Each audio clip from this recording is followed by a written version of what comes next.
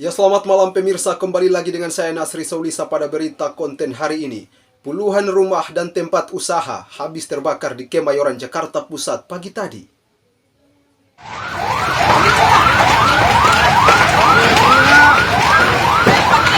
Api melahap habis selebihnya 30 bangunan rumah dan tempat usaha di Kemayoran, Jakarta Pusat Rabu pagi. Material yang mudah terbakar bersamaan dengan angin membuat api berkobar hingga membakar habis beberapa bangunan tersebut. Sebanyak 28 unit mobil damkar dikerahkan ke lokasi. Dengan dibantu warga, kobaran api dapat dipadamkan.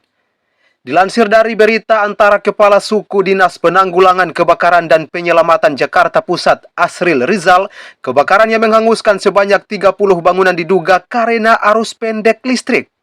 Tidak ada korban jiwa dalam peristiwa kebakaran ini, namun kerugian material ditaksir mencapai puluhan juta rupiah.